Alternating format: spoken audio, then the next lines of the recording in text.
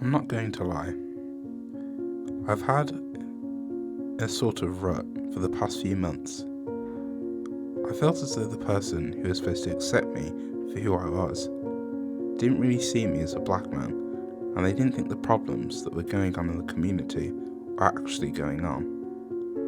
I felt let down, embarrassed, and most of all, I felt a little bit empty. As you give so much love to a person, and they reject you because of the elementary way that you look. These past few months, I've never felt so alone, but I guess this is me actually opening up and telling someone or something. I'd be surprised if I even finished this script. There have been a few things I've started writing, but this nagging doubt inside of me has been eating me up. However, on the lighter days, I've just been hanging out with friends and watching my favourite shows in comfort. I watched a lot of TV for comfort. Always have, always will. I think it's alright to sometimes escape into the sense of comfort for a limited amount of time, but there's one show that always forced me to come to terms with how I was feeling.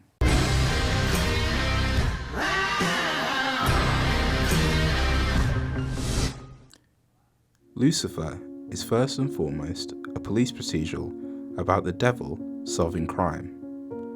It's wacky, cheesy, and a little bit preachy, but when you look closely, Lucifer has the maturity because it utilises one single character that sets herself apart from any character in the DC multiverse. Linda Martin is the most important character in the show, apart from the main character himself. Being a therapist, Linda sort of made the show what it was because it's a group of broken people trying their best to fix themselves, which is no surprise for any superhero show. Shows like The Umbrella Academy and The Boys almost market themselves on their main characters struggling with mental hardships, but Lucifer's characters are different because they're actually trying to fix themselves. Yes, okay, Lucifer is entertaining when Tom Ellis is having the time of his life with the iteration of the devil, but Lucifer is at the best when its characters have no choice but to feel the sheer pain and honesty of their feelings.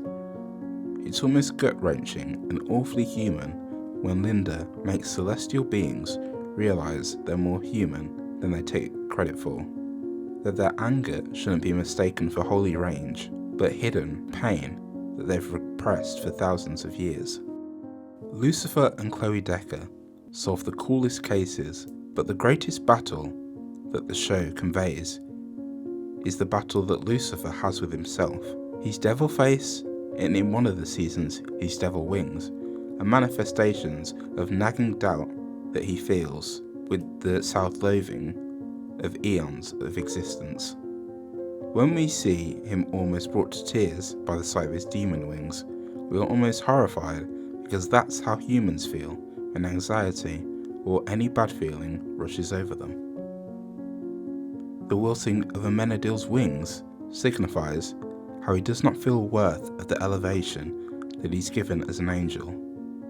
A big brother, a stoic leader, is stripped of the two things that make him feel worthy: his wings and his time manipulation powers. Those wings are the pride that Amenadiel feels, and to see them wilt is almost an insight into his human psyche of wilting as the man he once was. Masakine's constant feeling of rejection is heartbreaking to watch, as she is rejected by her mother and siblings, which means she rejects herself, surrounding herself with pain and torture because that's all she's ever known. It's not just the Celestials that are given a hard time in the show. The human characters aren't spared from this emotional torment either.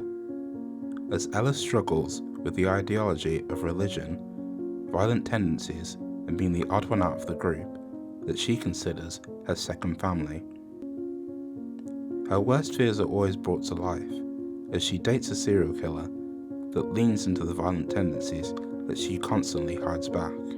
Even her doubting of God is shown face to face when she meets the big guy and doesn't realise that it's actually him, and in the final season where she forecasts the apocalypse. Each character goes through so much pain, but do you know what? It doesn't last forever, as they find each other and continue to work through their flaws. Their best example to give is Daniel, as he tries and tries to get into heaven for a whole season, seeing pain firsthand of the decision that he makes. He leaves his family behind as he dies in the season prior, and is forced to walk the earth as Rory tricks him, watching them grieve as the man that they don't know is right next to them is seeing the people that he loves in pain. However, he learns to forgive himself and accept his past mistakes, learning that every little uncontrollable thing isn't his fault, and that firmly earns him his spot in heaven. The characters learn to love themselves, and in turn, love each other as they wade through mental hardships, one hurtful step at a time, and in the end, become the best versions of themselves. Lucifer returns to hell, but as a therapist for the residents, instead of a torturer. Amenadiel becomes, well, God, but vows to do things differently and fairer than his father. Maze also learns to love someone that loves her equally, sticking around with them, marrying them, and fighting at her lover's side. And even Ella gets what she wants by working with Carol, who's the nice guy that she needed. Carol is the stability in her life. We get to feel for these gods, monsters, and imperfect men because of Linda. She opens up the eyes of the audience to these larger life concepts that sparks a conversation. She reminds you to check in on your friends because as charismatic as you think they are, no matter as they're as charming as Tom Ellis or as stubborn as Leslie Ann Brandt's Maze, everyone needs to be asked that one question from time to time. Are you okay? So, here's what I'm going to do. I'm going to get myself out of this fucking rut. Yes, I will feel sad, and I'm going to have to go through this on my own. But if I drag myself up and find out who I am without the person I felt let down by, I'm going to let go of them.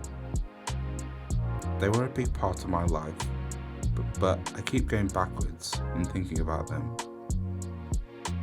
And hey, you, listening to this, I want you to promise me that even if you don't feel okay, you'll talk to someone about it. We may not have Linda Martin in real life, but that doesn't mean we can't try to be a little bit like her. Lucifer, none of us know exactly how it's going to end. That's what makes the present so important. Is this the part where you tell me to live each day like it's my last? Good God, no. Whoever came up with that phrase never had a savings account or an Israeli nutritionist. But what we can do is seize the moment to make sure those we love know how we feel about